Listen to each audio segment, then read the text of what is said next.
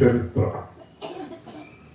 పుట్టిన దగ్గర నుంచి మనం చనిపోయే వరకు చేసిన మన చరిత్ర అంతా పైన రాసే దేవుడు ఉన్నాడు.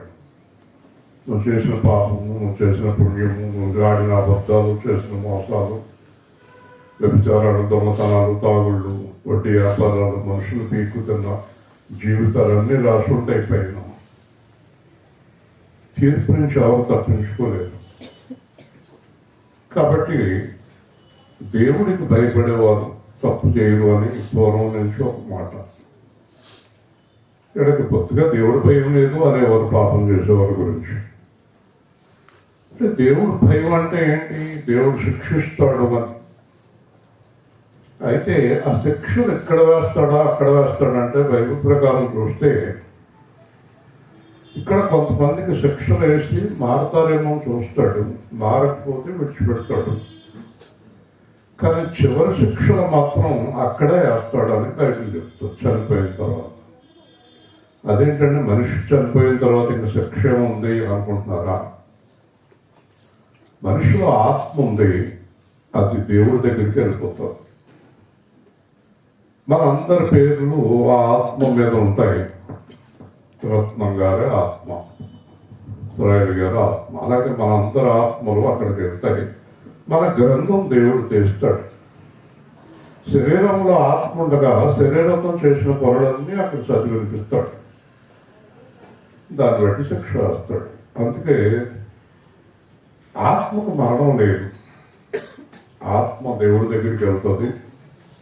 ఆత్మను దేవుడు నరకానికి కానీ పరలోకానికి కానీ పంపుతాడు. ఎవ్వరూ తప్పించుకోలేదు. ఎవరైనా నేను తప్పించుకుంటున్నాం అని అనుకుంటే అది భ్రమ అని అనుకోవాలి మీరు. కాబట్టి దేవుడి పుస్తకంలో ఏముంది నన్ను అడిగాడు కానీ బైబిల్ అంటే ఏంటి? దేవుడి పుస్తకం.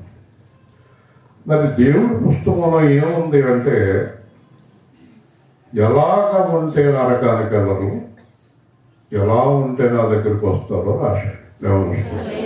కాబట్టి మనం దేవుని గ్రంథాన్ని చదువుకొని ఇలా జీవిస్తే మనం నరకానికి వెళ్ళం. కాబట్టి ఇంత గొప్ప పుస్తకాన్ని చాలామంది నిర్లక్ష్యం చేశారు. నేను చాలా పుస్తకాలు మా ఇంటి నుండి చాలా గ్రంథాలన్నీ చదివాను. కానీ ఇది చదివిన తర్వాత నాకు జ్ఞానోదయం అయింది. అమ్మో, చాలా భయంకరమైన విషయం ఇది. చనిపోయిన తర్వాత చాలా తీర్పు ఉంది. చనిపోయిన తర్వాత ఏమవుతుందనే ప్రశ్నకు సమాధానం బైబిల్లో దొరికింది. కాబట్టి ఈ తీర్పు దేని బట్టి వచ్చింది అనేది కొద్దిగా క్లుప్తంగా వివరిస్తాము. దేవుని మాట వినకపోవడం చేత తీర్పు వచ్చింది. దేవుడు నువ్వు ఇలా ఉండాలి అన్నాడు మొదటి మానవుడితో, అలా లేడు. ఆయన మాట వినందువల్ల అతని నుంచి పుట్టిన వారందరికీ తీర్పు వచ్చింది. ఆ తీర్పు పేరు ఏంటంటే జన్మ పాపపు తీర్పు. అంటే పుట్టుకతో వచ్చిన పాపాన్ని బట్టి వచ్చేటటువంటి తీర్పు. ఎందుకంటే మనం తల్లిదండ్రుల పోలికలు వస్తాయి, తల్లిదండ్రుల లక్షణాలు వస్తాయి. మనందరికీ ప్రపంచంలో ప్రతి మానవుడికి తల్లిదండ్రుల యొక్క పోలికలు లక్షణాలు వస్తూ ఉంటాయి. అలాగే పాపం కూడా సంక్రమిస్తూ వచ్చింది. డాక్టర్ గారి దగ్గరికి వెళ్ళినప్పుడు మీ నాన్నగారికి బీపీ ఉందా, మీ అమ్మగారికి బీపీ ఉందా, షుగర్ ఉందా అని మొట్టమొదటి ప్రశ్నలు వేస్తారు డాక్టర్. సరే, ఆ విధంగా సంక్రమించినట్టు పాపాన్ని జన్మ పాపము అన్నారు. సరే, పుట్టిన తర్వాత మనం చేసే అబద్ధాలు, చేసే తప్పుడు పనులు ఇవన్నీ కర్మ పాపం అన్నారు. జన్మ కర్మ పాపములు అనేవి మనిషి యొక్క ఆత్మను నరకానికి తీసుకెళ్తాయి. మరి ఎలాగా? దేవుడు చూసినప్పుడు ఎవ్వరు కూడా ఈ జన్మ కర్మ పాపాలు లేని వ్యక్తి ఒక్కడు దేవుడు కనపడలేదు. ఏదో ఒక విధంగా పాపం చేస్తూనే ఉన్నారు. మాటతోటో, చూపుతోటో, నడకతోటో, వేషధారణతోటో, అబద్ధాలతోటో మోసం చేస్తూనే ఉన్నారు ప్రతి ఒక్కరు కూడా. కాబట్టి దేవుడు ఆలోచించాడు. దేవుడు మొట్టమొదటి సృష్టిలో తన కుమారుని చేశాడు, యేసుని చేసుకున్నాడు. యేసు నువ్వు లోకానికి మానవాకారంతో వెళ్ళి పాపం గురించి, జన్మ పాపం గురించి, కర్మ పాపం గురించి చెప్పాలి, వాళ్ళందరికీ నీతి విషయాలు బోధించాలి అని చెప్పాడు. చెప్పినప్పుడు ఆయన కన్య గర్భమును పుట్టి జన్మ పాపం లేని వాడిగా బయటకు వచ్చి జన్మ కర్మ పాపాల గురించి అందరికీ చెప్పడం మొదలుపెట్టాడు. ఆ చెప్పిన విషయాల్లో కొన్ని విషయాలు మీరు ఒకవేళ మేము చాలా విషయాలు వినాలంటే బైపాస్ రోడ్ దగ్గర పెద్ద మందిరం ఉంది, దేవుడు మనకు ఇచ్చాడు, అక్కడికి వచ్చి ఆదివారం వినొచ్చు, శుక్రవారం వినొచ్చు. సరే, ఇక్కడ క్లుప్తంగా మరి ఎక్కువ విషయాలు చెప్పే సమయం ఉండదు కనుక ఆయన చెప్పిన విషయాల్లో కొన్ని, అంటే మహాత్ములు అనబడిన వారు గాంధీ గారు, వివేకానంద గారు, సర్వేపల్లి రాధాకృష్ణ గారు, ఇలాగ చాలామంది గొప్పవారు చదువుకుని చాలా మంచి మాటలు అని చెప్పబడిన మాటల్లో కొద్ది మాటలు మీకు వివరిస్తాను. మత్తయి సువార్త 5వ అధ్యాయం 3వ వచనం నుంచి జాగ్రత్తగా కొన్ని మాటలు విందాం మనం.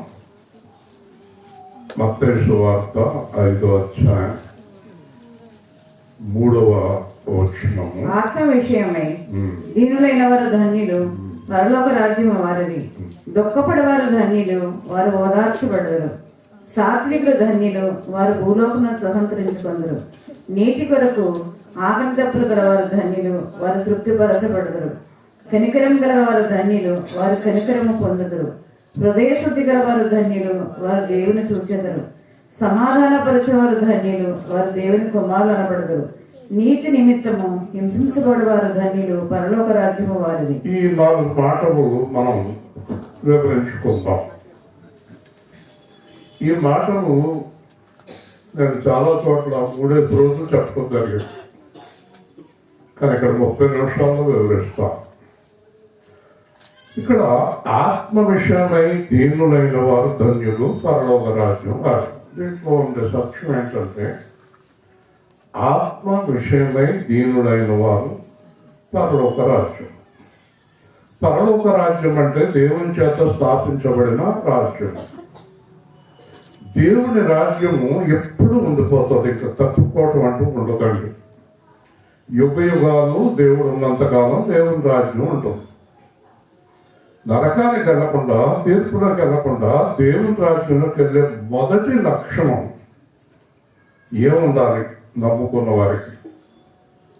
ఈ మొదటి లక్షణం ఏంటంటే దీనత్వము ఆత్మ విషయమై. దీనత్వము ఆత్మ విషయమై.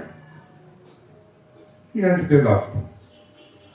ఆత్మ మనది కాదు. ఆత్మ ఎవరిది? దేవుడిది. ఆత్మ దేవుడిది. అంటే ఆత్మ లేకపోతే శరీరం కదలదు, మాట్లాడదు, చూడదు. అయిపోయింది, వెళ్ళిపోయాడు అంటారు, తీసుకెళ్ళిపోండమ్మా అంటారు కదా. అంటే మనం కదలటానికి, చూడటానికి, జీవించడానికి, మనం ఏం చేయటానికన్నా ప్రధానమైన కారణం ఏది మనలో? స్తోత్రం. ఈ ఆత్మ లేకపోతే మనం లేవు కదా, అంతే కదా. ఎంత అద్భుతమైన జీవితాన్ని మనకు అనుగ్రహించి నడిపిస్తున్నటువంటి ఆత్మ మనదా దేవుడుదా? గట్టిగా చెప్పాలి. మరి ఎంతమందికి తెలిసే విషయం? కాబట్టి దేవుడు ఇచ్చినటువంటి ఈ ఆత్మ నా దగ్గర ఉన్నంత కాలము ఆత్మనాది కాదు, ఆత్మనాది కాదు.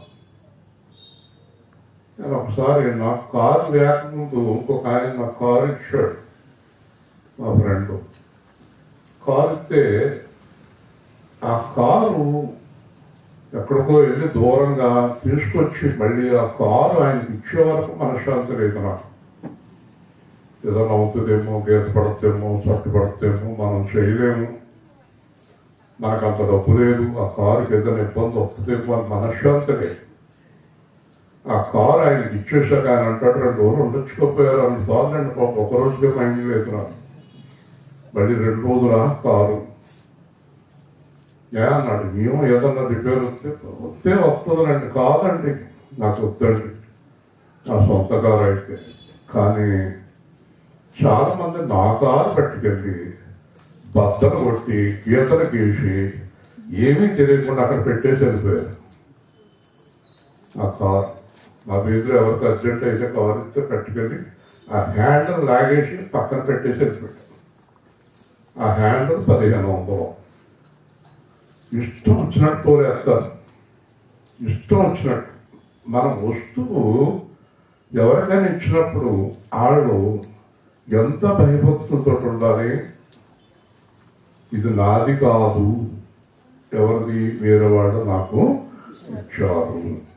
అర్థమవుతుంది మీకు?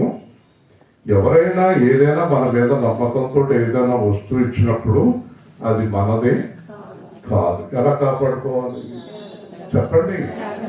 చాలా జాగ్రత్తగా కాపాడుకోవాలి కదా. తిరిగి వారికి జాగ్రత్తగా అప్పగి